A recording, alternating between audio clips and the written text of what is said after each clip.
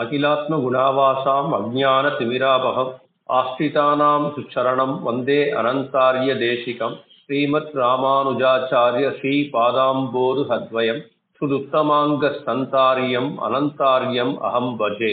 இந்த இரண்டு தனியன்களும் ஸ்ரீ ராமானுஜரின் ஒப்பற்ற சிஷ்யர்களின் தலையாயனவார ஸ்ரீ அனந்தாழ்வானின் தனியன். இவர் ஆச்சாரியனுடைய கட்டளையினாலும் அவருடைய அனுகிரகத்தினாலும் திருவேங்கடமுடையானுக்கு பற்பல கைங்கரியங்கள் செய்து அங்கே நித்தியவாசமாக எழுந்தருளி இருந்தார். மேலும் அனந்தாழ்வான் அருளி செய்துள்ள கிரந்தங்கள் 3. ஸ்ரீ கோதா சதுஸ்லோகி விராட்டிக்காக, ஸ்ரீ ராமானுஜ சதுஸ்லோகி தன்னுடைய ஆச்சாரியனுக்காக, ஸ்ரீ வெங்கடேச இதிகாசமாலா திருவேங்கடமுடையானுக்காக. இதிலே ஸ்ரீ கோதா சதுஸ்லோகியின் அர்த்தத்தை நாம் கடந்த 4 வாரங்களாக ஒரு வெள்ளிக்கிழமை அன்றும் பார்த்து வருகிறோம். அதிலே இன்று நாம் பார்க்க வேண்டியது 4வது ஸ்லோகம், அதாவது கடைசி ஸ்லோகம். நமக்கு இன்று வாய்த்தது நன்னாள், திருவாடிப்பூர நன்னாள். மாமுனிகள் தன்னுடைய உபதேச ரத்னமாலை பாசுரத்திலே இன்னோ திருவாடிப்பூரம் எமக்காக வன்னோ இங்காண்டாள் அவதரித்தாள், புன்னாத வாழ்வான வைகுந்தவான் போகன் தன்னை இகழ்ந்து ஆழ்வார் திருமகளராய் அப்படின்னு சாதிக்கிறார். போதனாச்சியார் பூமி பிராட்டியினுடைய அம்சம். அவள் எம்பெருமானோட வைகுந்தத்திலேயே நித்தியசூரிகளோடு நித்தியசூரிகளாக இருந்திருக்கலாம். அப்பேற்பட்ட வைகுந்த வான்போகத்தை தவிர்த்துவிட்டு இங்கே ஜீவாத்மாக்கள் படும் அல்லல்களை பொறுக்க முடியாமல் நம்முடைய பெரியாழ்வாருடைய திருக்குமாரத்தியாய் திருவதாரம் பண்ணி நாம் எல்லோரும் உஜ்ஜீவிக்கும் வண்ணம் வராகப் பெருமாள் அவளுக்கு அருளி செய்த அர்த்தங்களை எளிமையாக நாம் புரிந்து கொள்ளும்படியாக சாதித்து நம்மை எல்லாரும் உய்வித்தாள். நாம் உய்ய வேண்டும் என்பது அவளுடைய ஔதாரியமான ஒரு குணம். மேலே இந்த நன்னாளுக்கு ஒப்பற்ற நாள் இல்லை என்றும் ஆண்டாளுக்கு ஒப்பற்றவர் யாவரும் இல்லை என்றும் மற்றொரு உபதேசரத்ன பாசுரத்தின் மூலமாக சாதிக்கிறார் மாமுனிகள். பெரியாழ்வார் பெண் பிள்ளையாய் ஆண்டாள் பிறந்த திருவாடிப்பூரத்தின் சீர்மை ஒரு நாளைக்குண்டோ மனமே உணர்ந்து பார், ஆண்டாளுக்குண்டாகில் ஒப்பிதற்கும் உண்டு அப்படின்னு சாதிக்கிறார். இந்த திருவாடிப்பூரத்துக்கும் ஒப்பு கிடையாது, அதனுடைய சீர்மைக்கும் ஒப்பு கிடையாது. பெரியாழ்வாருடைய பெண் பிள்ளையான ஆண்டாள் நாச்சியாருக்கும் ஒப்பற்றவர்கள் யாவரும் கிடையாது என்பதாக இந்த பாசுரத்திலே சாதிக்கிறார் மாமுனிகள். மேலும் 4வது ஸ்லோகம், ஆகூதஸ்ய பரிஷ்கிரியா அனுபமாம் ஆசேஷனம் சக்ஷுஷோஹோ ஆனந்தஸ்ய பரமானுகுணாம் ஆரம்ப சைலேசிது தத்தோர்மத்திய கிரீட கோட்டி கடித ஸ்ரோச்சிஷ்ட கஸ்தூரிகா மால்யாமோத சமேதாத்ம விபவாம் கோதாம் உதாராம் ஸ்துமஹா என்பதானது இந்த பாசுரம்.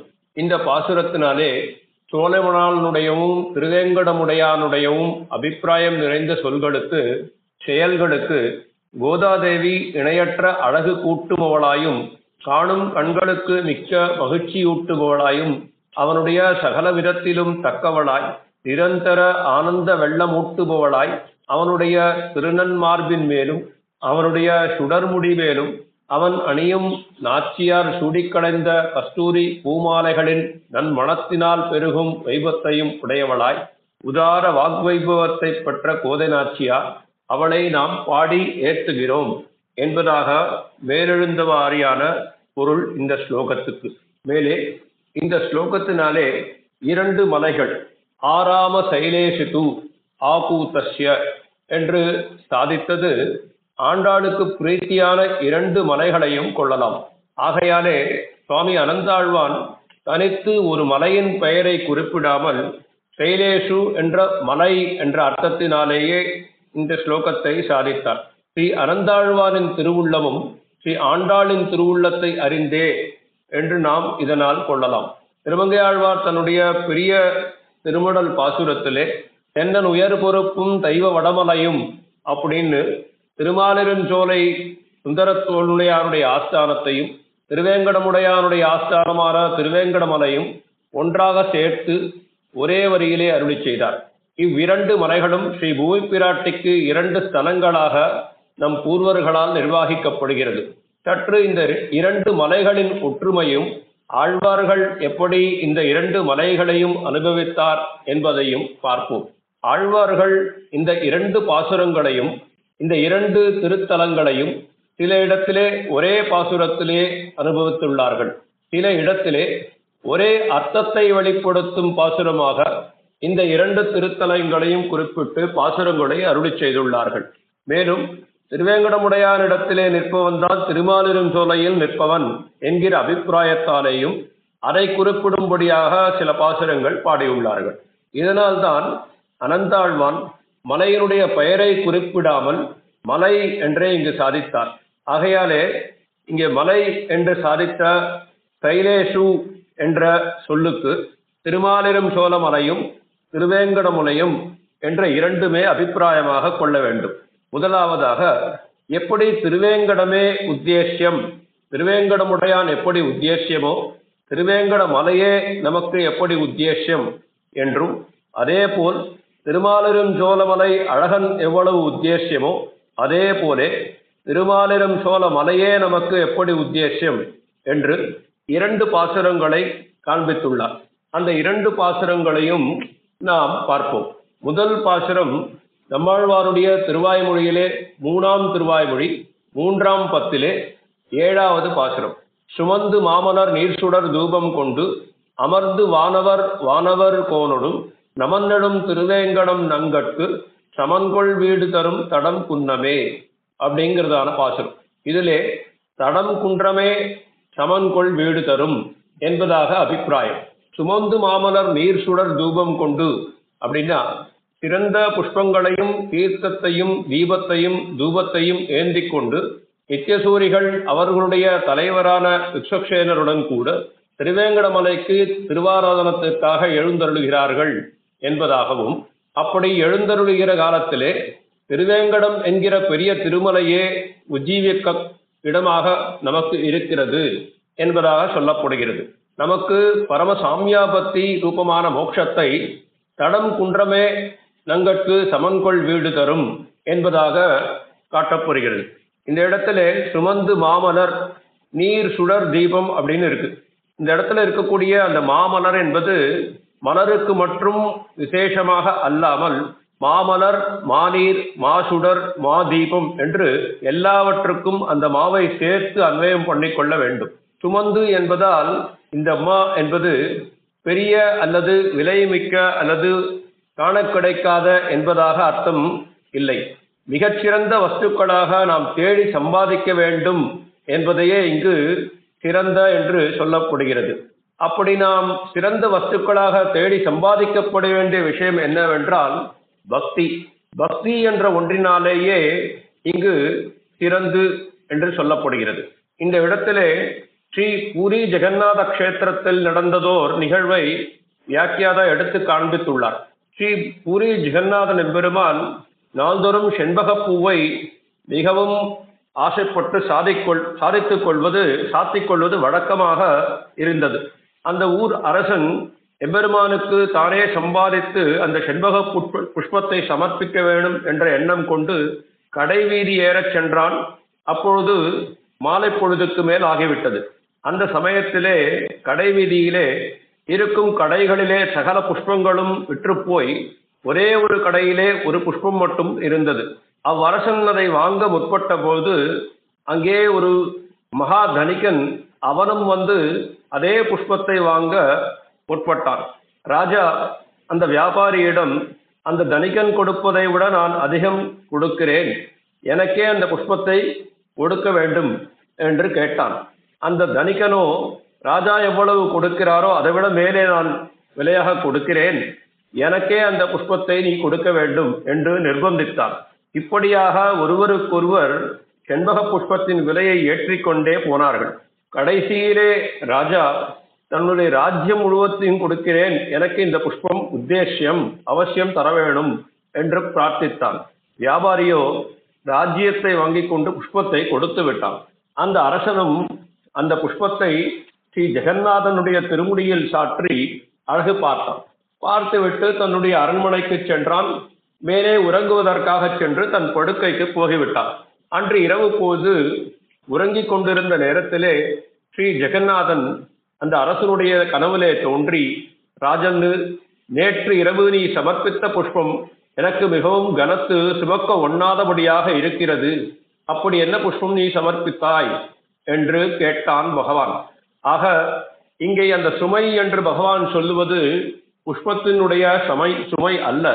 அந்த ராஜாவானவன் தன்னுடைய ராஜ்யமே போனாலும் அந்த ஒரு புஷ்பத்தை ஜெகநாதனுடைய திருமுடி மேல் சாற்றி அழகு பார்க்க வேண்டும் என்று நினைத்தார் அல்லவா, அந்த பக்தியை சுமப்பதுதான் ஜெகநாத பகவான் சுமையாக கருதினான்.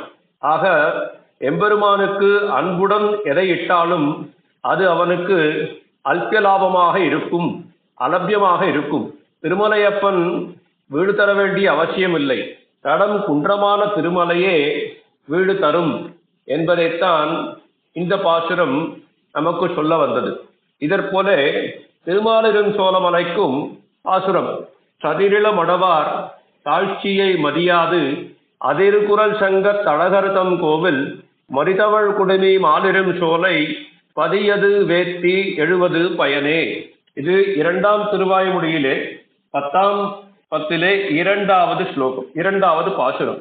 சதிரிள மடவார் என்ன, அழகு புரிஞ்சிருக்கக்கூடிய இளம் பருவத்துக்குள்ள இருக்கக்கூடிய பெண்கள் தாழ்ச்சியே மதியாது, அவர்கள் கிட்ட நீ ஆழங்கால் படாமல் அதிர்குழல் சங்க தழகர்தம் கோவில், சங்கம் ஒலிக்கக்கூடிய அழகருடைய ஆஸ்தானத்திலே எப்பொழுதும் மதித்தவள் குடுமி, சந்திரனாகப்பட்டவன் திருமாலிருஞ்சோழமலையுடைய மலையின் சிகரத்தை தொடுவது போன்று தவழ்ந்து போவது போன்று காட்சி அளிக்கக்கூடிய திருமாலிருஞ்சோழமலை, மதித்தவள் குடுமி மாலிரும் சோலை பதியது ஏத்தி எழுவது பயனே அப்படின்னு நம்மாழ்வார் சாதிக்கிறார்.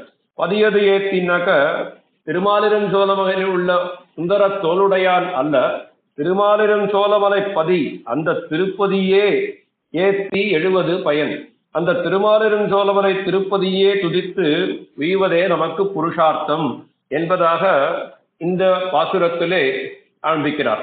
ஆக திருவேங்கடமுடையானிடத்தே சொல்ல வந்ததும் சமன்கொள் வீடு தரும் தடம் குன்னமே, திருவேங்கடமுடையான் அல்ல, திருவேங்கட மலையே நமக்கு புருஷார்த்தம் என்பதாக. இங்கே திருமாலிருஞ்சோழமலையிலேயும் மரிதவள் குடுமி மாலிரும் சோலை பதியது ஏத்தி எழுவது பயனே, திருமாலிருஞ்சோழ மலையே நமக்கு புருஷார்த்தம் என்பதாக காண்பிக்கப்பட்டது. ஆக இந்த 2 ஒத்துமைகளினாலும் ஒரு மலையை மற்றும் பிரத்யேகமாக குறிப்பிடாமல் சேலே சித்தூன்னு சொல்லிட்டு 2 மலைகளையும் அனந்தாழ்வானுடைய திருவுள்ளமாக சொல்லப்படுகிறது. மேலே 3 ஆழ்வார்கள் அபிப்பிராயம் ஒன்றை காண்பித்திருக்கிறார்கள். திருமாலிருஞ்சோலைமலை எம்பெருமானும் திருவேங்கடமுடையான் எம்பெருமானும் எப்படி ஒரே மாதிரியான அபிப்பிராயத்தை உடைய பாசுரங்களாக இவர்கள் அருளி செய்திருக்கிறார்கள் என்பதை நாம் இப்போது பார்ப்போம். திருவாய்மொழி 3ஆம் திருவாய்மொழி 3ஆம் பத்து 5வது பாசுரத்திலே, சோதியாக எல்லா உலகும் தொழும் ஆதிமூர்த்தி என்னால் அளவாகுமோ வேதியர் முழு வேதத்தமுதத்தை தீரில் சீர் திருவேங்கடத்தானையே, ஒழிவில் காலமெல்லாம் பதிகத்துல இது 5வது பாசுரம். சோதியாக எல்லா உலகும் தொழும் ஆதிமூர்த்தி, தேஜோமயமான திருமேனியை உடையவன், எல்லா உலகர்களாலும் தொழப்படுபவன் அப்படின்னு சொன்னா உனக்கு பெருமையா? இல்லை. வேதியர் முழு வேதத்தமுதத்தை அப்படின்னு இந்த இடத்துல சொல்ற, வைதிகர்கள் ஓதப்படுகிற சகல வேதங்களாலும் பரம போக்கியனாக சொல்லப்படுகிறாய் நீ. தீதில் சீர் திருவேங்கடத்தானையே, ஒரு அபகுணங்களும் இல்லாமல் இருக்கக்கூடியவனே திருவேங்கடமுடையானே, தீதில் சீர் திருவேங்கடத்தானையே. நீ மேலே சொன்ன பெருமைகளிலெல்லாம் உனக்கு பெருமை கிடையாது, ஆழ்வாராகிய என்னையும் நீ ஆட்கொண்டாய் அல்லவா, இதுவே உனக்கு பெருமை அப்படின்னு சொல்லக்கூடிய பாசுரம் இது. நமக்கு இங்க பிரகிருதம் என்னன்னு கேட்டா, வேதியர் முழு வேதத்தமுதத்தை, இந்த பாசுரத்தாலே வேதத்தமுதத்தைன்னு எம்பெருமான விழிக்கிறார். இதே அபிப்பிராயமாக ஒரு பாசுரம் பெரியாழ்வார் அருளி செய்தது 4ஆம் திருமொழியிலே 3ஆம் பத்திலே 11வது பாசுரம். மாலிரும் சோலை என்னும் மலையுடைய மலையை நாலிருமூர்த்தி தன்னை நால்வேத கடலமுதை மேலிரும் கற்பகத்தை வேதாந்த விழுப்பொருளில் மேலிருந்த விளக்கை விட்டுசித்தன் விரித்தனவே அப்படின்னு இந்த இடத்துல பாசுரம். இங்க வேதாந்த விழுப்பொருள் அப்படின்னு சொல்றார். திருமாலிரும் சோலை என்னும் திருநாமத்தை உடைய திருமலை, அதாவது திருமாலிரும் சோழமலை அந்த மலையோட மலையை உடைய மலையினாக்க அங்க எம்பெருமானே மலை. திருமாலிரும் சோழமலை ஒரு மலை. அந்த மலையில் உள்ளே சேவை சாதிக்கின்ற எம்பெருமான் அவன் ஒரு மலை. அதனாலதான் இந்த இடத்துல மாலிரும் சோலை என்னும் மலையை உடைய மலையை அப்படின்னு சாதித்தார். மேலே நாலிரும் மூர்த்திதன். நாலிரும் மூர்த்திதன்னா ஷாட்குண்ய பிரகாசமாக இருக்கக்கூடியவன் அப்படின்னு வச்சுக்கலாம். வாசுதேவ சங்கர்ஷண பிரத்யும்ன அனிருத்த ரூபேண 4 வகையா இருக்கக்கூடியவர்ல 4ன்னு வச்சுட்டு அதிலே பெரிய வடிவே உடையவர் இருமூர்த்தி, வாசுதேவனும் சங்கர்ஷணனும். ஸோ அதை 4ன்னு வச்சுட்டு இதை 2ன்னு வச்சுட்டு 4 2 6ன்னு வச்சுட்டு 4 மூர்த்தியை அப்படின்னு சாதித்தார். அதுக்கு மேலே திருமந்திரத்தாலே சொல்லப்படுவன் அஷ்டாட்சரமாகியதுனாலே 8 அக்ஷரங்களுக்கு பிரதிபாத்தியன். 4 2 8ன்னு வச்சுட்டு 4 மூர்த்தியை 4 மூர்த்தி தன்னை அப்படின்னு சொன்னார். மேலே வேத கடல் அமுதைன்னு சொன்னாரோ இல்லையோ, வேதத்துக்கு பிரயோஜனம் என்ன? வேதம் சொல்ல வந்தது திருமந்திரம், வேதம் சொல்ல வந்தது மாதவன் பேர் சொல்லுவதே ஓத்தின் சுருக்குன்னு சொல்லித்து. மேலே மேலிரும் கற்பகத்தைன்னு சொன்னார். சொர்க்கத்தில் இருக்கக்கூடிய கற்பகம் எல்லாம் எது வேணாலும் கொடுக்கும், ஆனால் தன்னை கொடுக்காது. எம்பெருமானோ எனக்கே தன்னை தந்த கற்பகம் அப்படின்னு சாதிக்கிறார். இங்க வேதாந்த விழுப்பொருள்னா அந்தரமா தந்தி வைத்த மந்திரத்தைன்னு பிரணவத்தை தான் இங்க வேதாந்த விழுப்பொருள்னு சொல்றார். அந்த பிரணவத்திலேருந்து அதுக்கு மேல மேலிருந்த விளக்கை 4 மூர்த்தி தன்னை 4 வேத கடலமுதை மேலிருந்த கற்பகத்தை வேதாந்த விழுப்பொருளில் மேலிருந்த விளக்கைனாக்க அந்த பிரணவத்தில் இருக்கக்கூடிய முதல் அக்ஷரமான அகாரவாச்சியனான பகவான். என்ற சொல் விஷ்ணுக்கு வாச்சகம். ஆக அகாரவாசியனான பரமனை பரமசுவாமியே இங்கே குறிப்பிடுகிறார் விஷ்ணு சித்தர். சொல்ல வேண்டியது என்னன்னு கேட்டா, முதல் பாசுரம் சோதியாகி பாசுரத்திலேயும் வேதத்தமுதத்தைன்னு எடுத்தார். இங்க பெரியாழ்வாரும் 4 வேத கடலமுடை மேலிருந்த கற்பத்தை வேதாந்த விழுப்பொருளில் மேலிருந்த விளக்கைன்னு எடுத்தார். அடுத்ததாக திருமங்கையாழ்வார் ஒரு பாசுரம் பாடுறார். வலம்புரி ஆழியானை வரையார் திரள் தோழன் தன்னை புலம்புரி நூலவனை புழில்வேங்கட வேதியனை திலம்பியல்லாருடைய திருமாலிரும் சோழ நின்ன நலம்புகழ் நாரணனை நடுகுங்கொல் எண்ணுங்களோ அப்படின்னு பாசுரம். இது 9ஆம் திருவாழ்வழியில 9ஆம் பத்திலே 9வது பாசுரம். இந்த இடத்துல புலம்புரி நூலவனை புழில்வேங்கட வேதியனை முதல்லயே பார்த்தோம். நம்மாழ்வார் வேதத்த முதத்தைன்னு பாடினார், பெரியாழ்வார் வேதக்கடல முதைன்னு பாடினார். இந்த 2 பேர் பாடின பாசுரத்திலையும் திருமாலிருஞ்சோல பகவானையும் வேதக்கடல முதைன்னு பாடுறார், திருவேங்கடமுடையானையும் வேதத்தமுதத்தைன்னு பாடுறார். இந்த இடத்துல இவ 2 பேரையும் சேர்த்துட்டார். பலம்புரி ஆழியானை வரையார் திரள் தோழன் தன்னை புலம்புரி நூலவனை புழில்வேங்கட வேதியனை அப்படின்னு திருவேங்கடமுடையானையும் சேர்த்து கீழே அடுத்த வரியில சிலம்பியல்லாருடைய திருமாலிரும் சோழர் இன்னர் திருவேங்கடமுடையானாக நிற்கக்கூடிய புலம்புரி நூலை உடைய யஜ்ஞோபவீரத்தை சாத்தி கொண்டிருக்கக்கூடிய வேங்கட வேதியனை நான் எங்கே கண்டேன்னா சிலம்பியல்லாருடைய திருமாலிரும் சோலையிலே நின்னவன், அவன்தான் நலன் திகழ் நாரணன் அப்படின்னு சொல்லக்கூடிய அர்த்தத்தினால இங்க காமிச்சிருக்கார் திருமங்கையாழ்வார். ஆக முதல் 2 பாசுரத்துல பார்த்தது மலையே நமக்கு உத்தேசியம்னு. இப்ப இந்த 3 பாசுரத்தால நம்ம பார்த்தது அங்க இருக்கக்கூடிய பகவான் வேதாந்த விழுப்பொருள் அப்படிங்கிறதாக. அடுத்து திருமங்கையாழ்வாரே வன்கையான் அமுனர்க்கு நாயகன் வேள்வியில் சென்று மாணியால் மண்கையால் இறந்தான் மராமரம் 7 வைத வளர்த்தினான் என் கையால் வேத்துள்ளான் நெடுஞ்சோலமேவிய எம்பிரான் தின்கைமா துயர் தீர்த்தவன் திருவேங்கடம் அடை நெஞ்சமேன்னு பாடுறார். இந்த இடத்துலையும் பார்த்தாக்க கஜேந்திர மோட்சத்தை அருளினவன் திருவேங்கடமுடையான். அவன் எங்க இருக்கான்னு கேட்டாக்க என் கையான் வேத்துள்ளான் இருஞ்சோலமேவிய எம்பிரான், தானே ஆசைப்பட்டு திருமாலின் சோழமலையில நின்னானாம். ஆக திருமாலின் சோழமலையே நின்ன பகவான் திருவேங்கடமட நெஞ்சமேன்னு முடிச்சார். ஆகையால இந்த பாசுரத்திலையும் ஒரே பாசுரத்துல திருமாலிருஞ்சோலமலை எம்பெருமானையும் திருவேங்கடமுடையானையும் சேர்த்து அனுபவித்தார் திருமங்கையாழ்வார்.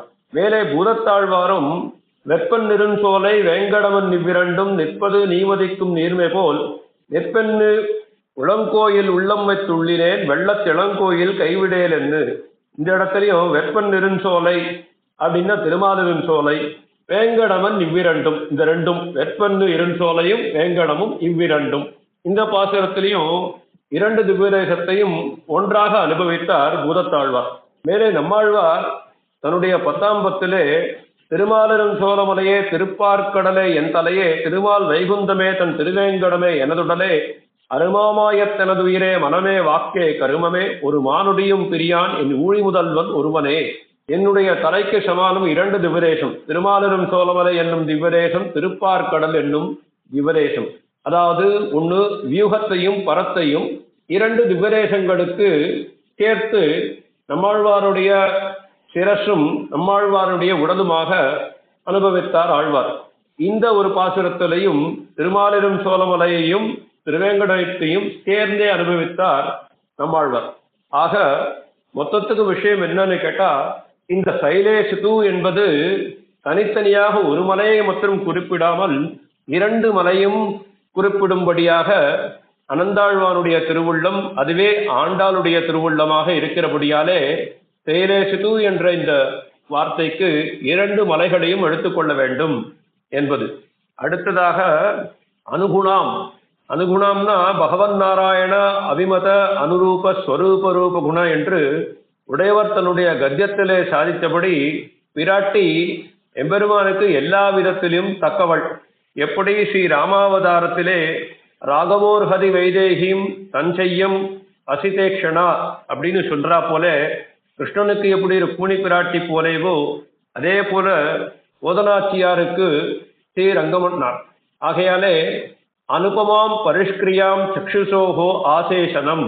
ஒரு எடுத்துக்காட்டு சொல்லணும், ஒரு உபமானம் சொல்லணும்னாக்க அதுக்கு ஏதாவது எடுத்துக்காட்டா இருக்கணும். இந்த இடத்துல இந்த பகவன் நாராயண அபிமத அனுரூப ஸ்வரூப ரூப குணன்ற இடத்துல இன்னொரு எடுத்துக்காட்டோ உதாரணமோ சொல்ல முடியாது. எடுத்துக்காட்டு கூற முடியாதது ஒரு அழகு. ஆக அலங்காரங்களாலே கண்களுக்கு நிரதிசய ஆனந்தத்தை அளிக்கக்கூடிய அழகு ஆண்டாளுடைய அழகு. அந்த அழகை எம்பெருமானுக்கும் தன்னுடைய சூடி கொடுத்த பாடி கொடுத்த பூமாலை பாமாலைகள் மூலமாக தந்தருடுகிறார் ஆண்டாள். தத்தோர் மத்திய கிரீட கோட்டி கட்டித்த சோஷ்டிஷ்ட கஸ்தூரிகா மால்ய ஆமோதகான். தத்தோர் மத்தியன்னாக்க அவனுடைய மத்தியம், மத்திய பிரதேசம் என்பது அவனுடைய அழகிய திருமார்பில். ஆண்டாளே தன்னுடைய நாச்சியார் திருமொழியிலே திருமங்கை தங்கிய சீர்பார்வர்க்கு என்னாக திளங்கொங்கை விரும்பித்தான் நாள்தோறும் பொன்னாகம் புகுதற்குன்னு பாடுறா. அதே நாச்சியார் திருமொழியில கொங்கமேல் குங்குமத்தின் குழம்பொழிய புகுந்து அப்படின்னு பாடியிருக்கா. ஆக இவருடைய திருமேனியில சாத்தின இருக்க கஸ்தூரி பரிமளித்தமான குங்கும பூவை எம்பெருமான் தன் மார்பிலும் இவள் அணிந்ததாலே மேலும் பரிமளித்தமான பூ மாலையும் தன் திருமுடியிலும் அணிந்து அந்த சுகந்தானுபவ ஆனந்த பிரவாகத்திலே மூழ்கியிருக்கான்.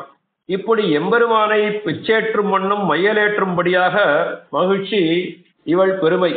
சமயதித்தம்னாக்க அது மேலும் மேலும் வளர்ச்சி அடைகிறது. இதேதான் பட்டர் தன்னுடைய திருப்பாவையினுடைய தனியல்ல சோத்திஷ்டாயாம் ஸ்ருதிகளிடம் யாபனார்க்கிய புங்கேன்னு அருளி செய்தார். உபமான ஹிதமான, அதாவது ஒப்பில்லாத இதற்கு புகழ் பெற்றவள் ஆண்டாள். அவளுக்கு பரஸ்முதியே தான் பிரயோஜனம். இப்படி இருக்கக்கூடியவருடைய உதார வாக்கை வைத்துக் கொண்டிருக்கக்கூடிய கோதாதேவியை நான் வணங்கி துதிக்கிறேன் அப்படின்னு அனந்தாழ்வான் பாடுகிறார்.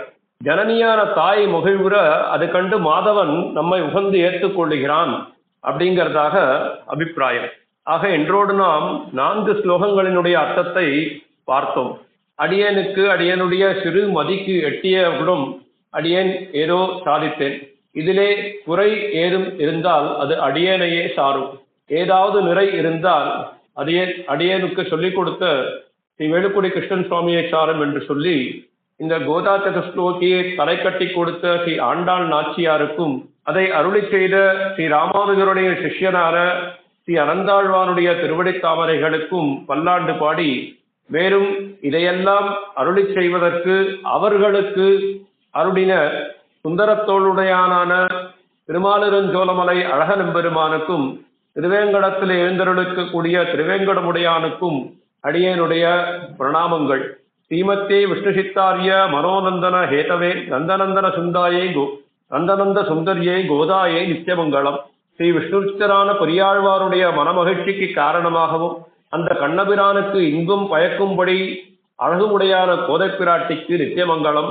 சோத்கிஷ்ட மாலிகாபந்த கந்தப்பந்தூர ஜிஷ்ணவே விஷ்ணுசித்த தனூஜாயே கோதாயே நித்யமங்கலம். மாத்ருஷா கிஞ்சன திராண பத்த கங்கண பாணையே விஷ்ணுசித்த தனூஜாயே கோதாயே நித்யமங்கலம். நம்மை போன்ற புகழற்ற மாந்தரை ரட்சிப்பதில் விரதம் பூண்டுள்ள பட்டர்பிரான் பெண்பிள்ளையான கோதையனுடைய திருவடிக்கு பல்லாண்டு பாடி நித்தியமங்கலம் பாடி அமைகிறேன். அடியேன் ராமானுஜதாசு.